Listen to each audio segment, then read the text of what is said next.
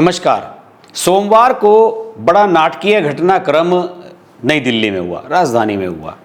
वैसे तो पिछले 15-16 दिन से आप सब लोग जानते ही हैं कि पार्लियामेंट की कार्रवाई नहीं चल रही है।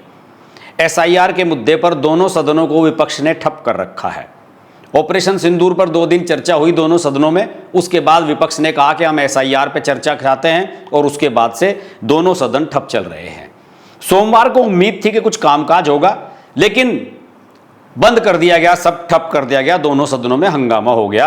दोपहर 2 बजे तक स्थगित हो गई, लेकिन दोपहर 2 बजे के बाद ठीक ठाक कुछ काम हुआ और सवाल जवाब का सिलसिला भी चला और सांसदों ने और मंत्रियों ने अपना रूटीन का काम भी निपटाया। लेकिन ये कैसे हुआ? सारे इंडी अलायंस के जितने भी दल थे उन सब ने चुनाव आयोग की तरफ मार्च करने का ऐलान किया हुआ था। आजकल सारा विपक्ष जो है वो राहुल गांधी के इशारे पर चल रहा है। राहुल गांधी ने 7 अगस्त को प्रेस कॉन्फ्रेंस की थी, जिसमें कर्नाटक में वोटों की धांधली का उन्होंने आरोप लगाया था, कुछ प्रमाण प्रस्तुत किए थे और प्रेस कॉन्फ्रेंस में काफी चीजों को उन्होंने दिखाया था। उसी रात विपक्ष के नेताओं का एक डिनर राहुल गांधी के वो घर पर हुआ था। वहां पर भी वो प्रेजेंटेशन राहुल गांधी ने उन सब लोगों को दिखाया था। दूसरे, सोमवार को चुनाव आयोग की तरफ जब ये सब लोग मार्च कर रहे थे, आपने देखा भी होगा, तो बड़ा हास्यास्पद सा मार्च था वो। अब बेचारे सारे के सारे वीआईपी लोग हैं, सांसद लोग, ये सबको एसी में रहने की आदत है। महुआ मोइत्रा तो बेहोश हो गई। आपने सोशल मीडिया पर वो वीडियो देखे होंगे जिसमें महुआ मोइत्रा बस में बेसुध हालत में पड़ी हुई हैं और बेसुध हालत में ही फ्लाइंग किस दे रही हैं किसी को। और उसके बाद उनका एक वीडियो आया कि वो बस में बेहोश हो गई, जिस बस में बैठाकर पुलिस इनको थाने ले जा रही थी, सभी सांसदों को। वो बेहोश हो गई। इसी बहाने जो है इमरान प्रतापगढ़ी, संजय राउत, राहुल गांधी, इन सबको महुआ के करीब आने का मौका भी मिल गया। ये सब उनकी आव भगत करते हुए नजर आए और सोशल मीडिया पर महुआ मोइत्रा ट्रेंड करने लगी। ट्रेंड तो ये होना चाहिए था कि राहुल गांधी और सारे के सारे जो लोग हैं वो किस तरीके से अपनी बात को आगे कह रहे हैं। लेकिन हुआ क्या था कि जहां बैरिकेड्स लगाए गए थे चुनाव आयोग के दफ्तर जाने से पहले, उन बैरिकेड्स पर से अखिलेश यादव कूद गए। चलिए, अपेक्षाकृत युवा हैं। महुआ मोइत्रा और एक और सांसद हैं, इनकी मिताली शायद उनका नाम है, वो भी उन बैरिकेड्स के ऊपर चढ़ गई। मुझे लगता है इस ऊपर चढ़ाई में ही उन्हें चक्कर आ गए। वो मिताली भी बेहोश होकर नीचे गिरती हुई नजर आई। बाद में सब लोग उसको गाड़ी में लिटाकर डॉक्टर ले गए शायद। और इन सभी सांसदों को, जितने भी ये विपक्ष के नेता थे, इन सभी को 2-3 बसों में भरकर ले जाया गया संसद मार्ग थाने में। संसद मार्ग थाने में ये कोई नई बात नहीं है। ये जो नेता होते हैं ना, नौटंकी टाइप का जो धरना प्रदर्शन करते हैं, इन सबको अक्सर बस में बैठाकर दिल्ली पुलिस थाने में ले आती है। और बताऊं, बस में आपने वो वीडियो भी देखे होंगे जिसमें प्रियंका गांधी जो है एसआईआर वापस लो के नारे लगाकर और तालियां बजा रही थी और उनके उस तालियां बजाने पर काफी कटाक्ष लोगों ने किए। वो मैं यहां बताना नहीं चाहता हूं किस तरह के कटाक्ष हुए। उसी बीच आपने देखा होगा कि मीडिया वालों से राहुल गांधी ने बातचीत की और थाने के बाहर ही वो मीडिया वालों से बातचीत कर रहे थे। तो कुछ मीडिया वालों ने सवाल पूछा कि जो आपने कर्नाटक का डेटा दिखाया है प्रेस कॉन्फ्रेंस में, और चुनाव आयोग ने उनसे मांगा है कि भाई उन्हें जितना भी डेटा आपके पास है उन डॉक्यूमेंट्स को आप साइन करके अपने हमें दे दीजिए, हम उसकी जांच कराते हैं कि जो आपके आरोप हैं उनमें कितना दम है, क्या वो सच है या नहीं। राहुल गांधी ने कहा कि मैं नहीं दूंगा डेटा किसी को भी। क्यों नहीं दूंगा मैं डेटा किसी को? तो वो कह रहे हैं कि सारा डेटा तो उनके वेबसाइट पर पड़ा हुआ है, अपना वहां से वो उठा लें। लेकिन राहुल गांधी के पास अगर कुछ चीजों का प्रमाण है तो वो क्यों नहीं दे रहे हैं, ये एक बहुत बड़ा सवाल है। इस सवाल का जवाब मैं देता हूं आपको, वो क्यों नहीं दे रहे हैं। इस सवाल का जवाब यह है कि राहुल गांधी और कांग्रेस का उस डेटा से कोई लेना देना ही नहीं है। राहुल गांधी ने यह बात बिल्कुल गलत कही है कि यह डेटा उन्होंने और उनकी पार्टी के कार्यकर्ताओं ने निकाला है। यह डेटा उनकी पार्टी के कार्यकर्ताओं का नहीं है। तो फिर यह डेटा किसने दिया? क्योंकि इस काम में आप समझिएगा किसी भी 4 बच्चों को या लड़के लड़कियों को बैठाने से यह डेटा नहीं निकलने वाला है।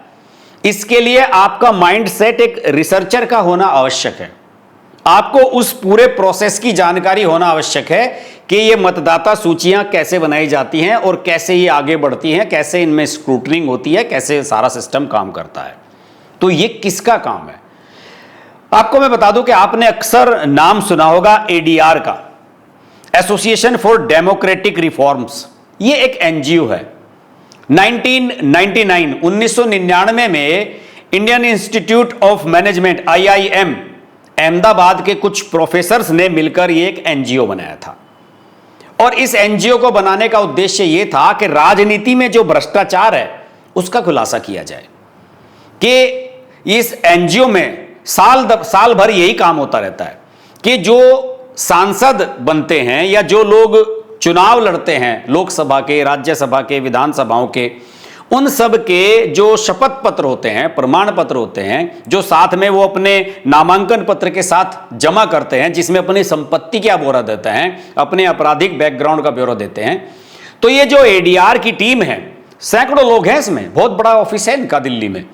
ये सब के सब लोग वो डाटा ले लेते हैं और उसके बाद उसके आधार पर ये सबका डिटेल देते हैं कि इस लोकसभा सीट पर सबसे करोड़पति आदमी कौन है, सबसे ज्यादा क्रिमिनल केसेस किसके खिलाफ हैं। फिर उसे आगे ले जाते हैं कि उत्तर प्रदेश में या जिस भी स्टेट की बात हो उसमें कितने लोग क्रिमिनल बैकग्राउंड के हैं, कितनों पे हत्या के मुकदमे हैं। मतलब एक बड़ा रिसर्च का इनका सेटअप है और इसमें कोई भी गलत नहीं है चीज। ये बहुत अच्छा काम था। और ये काम शुरू क्यों हुआ था? ये काम इसलिए शुरू हुआ था कि इस काम को जो आगे ले जाया गया, इस काम के माध्यम से पॉलिटिक्स में पैसे का दखल और साथ ही साथ अपराधों का जो दखल है कि बाहुबली टाइप के लोग चुनाव लड़ते हैं, मुख्तार अंसारी, अफजाल अंसारी टाइप के, उनको एक्सपोज करना था और इसने एक्सपोज करना शुरू भी किया। आप ये समझिए कि अगर मैं इसके पहले राजनीतिक इंपैक्ट की बात करूं तो मेरे याद आता है यूपीए 2 का कार्यकाल, जिसमें मनमोहन सिंह की सरकार में 2009 से 14 तक जबरदस्त भ्रष्टाचार मचा। उस समय बहुत सारी चीजें सामने आई थी और इसका पहला शिकार भी यूपीए की सरकार ही हुई थी। अब जितने भी लोग एडीआर से जुड़े हुए हैं या जुड़े थे शुरू में, ज्यादातर वामपंथी सोच के हैं और उस समय वामपंथियों की सबसे बड़ी राइवल थी कांग्रेस। इन्हें लगता था कि कांग्रेस को किसी भी तरीके से खत्म किया जाए, डाउन किया जाए, और एडीआर ने इसी सेटअप पर अपना काम शुरू किया और यूपीए की सरकार चली गई, कांग्रेस की सरकार चली गई। लेकिन दुर्भाग्य देखिए इनका कि मोदी जी आ गए। 2014 में अनएक्सपेक्टेड रूप से प्रचंड बहुमत के साथ नरेंद्र मोदी आ गए और 2019 में तो और बड़े बहुमत से जीत करके आ गए।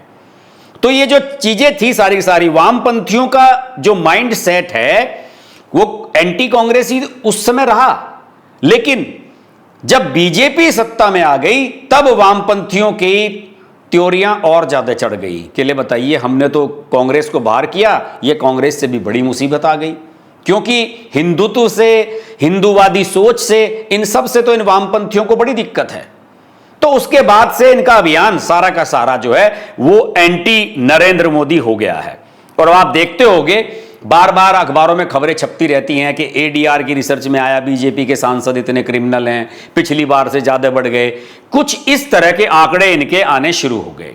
ये जो एडीआर है इसका सीधा सीधा इस एसआईआर वाले मामले से भी संबंध है, जो बिहार के आंकड़े आए हैं और जिसमें कहा जा रहा है कि 65 लाख वोट कटे हैं और जो पब्लिक कर दी गई हैं सूचियां 1 सितंबर से मेरे ख्याल में 1 अगस्त से 1 सितंबर तक इस पर आपत्तियां मांगी गई हैं और फिर 1 सितंबर से 30 सितंबर के बीच में मतदाता सूचियां फिर से रिवाइज की जाएंगी। जिन लोगों को दिक्कत होगी उनकी वोट ठीक कर दी जाएगी। तो एसआईआर के मुद्दे पर एडीआर ने सुप्रीम कोर्ट का दरवाजा खटखटाया है। इन्होंने यह कहा, वहां जाकर इनके वकील कौन है? प्रशांत भूषण, नंबर 1 के वामपंथी हैं। उनके पिता देश के लॉ मिनिस्टर रहे स्वर्गीय शांति भूषण जी, लेकिन प्रशांत भूषण कुछ नहीं कमा पाए, सुप्रीम कोर्ट के वकील ही बनकर रह गए। और इनके राजनीतिक जो महत्वाकांक्षाएं बड़ी थी, योगेंद्र यादव, रवीश कुमार, आशुतोष, राजदीप सरदेसाई, ये वो लोग हैं जिनकी राजनीतिक महत्वाकांक्षाएं हमेशा बनी रही हैं। वो अलग बात है किसी को मिला किसी को नहीं मिला। राजदीप ने तो अपनी बीवी को बनवा दिया राज्यसभा की सांसद, बाकी का नंबर नहीं लगा। आशुतोष को लात मार के भगा दिया अरविंद केजरीवाल ने। इसी तरीके से प्रशांत भूषण को केजरीवाल ने लते आया था। प्रशांत भूषण के पिताजी स्वर्गीय शांति भूषण जी ने आम आदमी पार्टी के गठन के लिए 1 करोड़ रुपया दिया था। वो पहले डोनेटर थे इनके लिए। तो उसके बाद देखिए प्रशांत भूषण को उम्मीद थी, योगेंद्र यादव जो इनके साथ जुड़े हुए हैं उनको उम्मीद थी कि भाई हमें राज्यसभा सांसद बनाया जाएगा, लेकिन केजरीवाल जी ने तो माल के बदले, दाम के बदले माल जो है वो क्या क्या कहते हैं कि सेटिंग गेटिंग कर ली और राज्यसभा की टिकटें बेच दी। आप जानते हैं कि सुशील गुप्ता वगैरह कई लोग इस तरह के जो है वो बने थे राज्यसभा सांसद दिल्ली के कोटे से। तो खैर वो अलग चीज है, लेकिन कुल मिलाकर के एडीआर सुप्रीम कोर्ट गई और सुप्रीम कोर्ट से कहा कि साहब हमें ये जो आंकड़े एसआईआर के हैं जो बिहार के आए हैं वो हमें डिजिटल फॉर्म में, जैसे होते हैं ना कि वो एक्सेल सीट पर वो आपको पेन ड्राइव में या किसी हार्ड ड्राइव में डाल करके हमें दे दीजिए। तो ये इस मामले को लेकर सुप्रीम कोर्ट गए और सुप्रीम कोर्ट के माध्यम से इन्होंने चुनाव आयोग से कहा कि हमें ये डाटा चाहिए। अब चुनाव आयोग को भी जवाब देना था। चुनाव आयोग ने जो अपना जवाब दिया उसमें चुनाव आयोग ने यह कहा है सुप्रीम कोर्ट में कि साहब जनप्रतिनिधित्व अधिनियम या इस तरह के जो संबंधित नियम हैं चुनाव आयोग के, उसमें कोई ऐसा प्रावधान नहीं है कि इस सूची को किसी के साथ साझा किया जाए। जो फाइनल मतदाता सूची होती हैं वो चुनाव से पहले राजनीतिक दलों को दी जाती हैं, जिससे कि वो अपनी वोटर लिस्ट बना सकें, लोगों से संपर्क कर सकें और उनकी वोटर पर्चियां वगैरह बंटवा सकें। अब तो वोटर पर्चियां भी चुनाव आयोग ही बंटवाने लगा है, सरकार की तरफ से ही सब जगह पहुंचने लगी हैं, पहले राजनीतिक दल पहुंचाया करते थे। तो उनका यह कहना है चुनाव आयोग का सुप्रीम कोर्ट में कि ये जो हमने एसआईआर किया है इसका उद्देश्य जो है वो चुनावी अखंडता सुनिश्चित करना है, साथ ही साथ जो अपात्र मतदाता हैं, जो डिस्क्वालिफाइड हैं, जो वोट डालने के अधिकारी नहीं हैं या डबल वोट हैं, फर्जी वोट हैं, जिनके पास देश की नागरिकता नहीं है, उन सबको हटाना है और यह पूरी प्रक्रिया पूरी तरीके से ट्रांसपेरेंट है। और उन्होंने कहा कि अगर किसी को आपत्ति है तो हमने 1 सितंबर तक का समय दिया है, आप आपत्ति दे सकते हैं। 1 सितंबर तक आप आपत्ति दें और 30 सितंबर को हम अंतिम सूची जारी कर देंगे।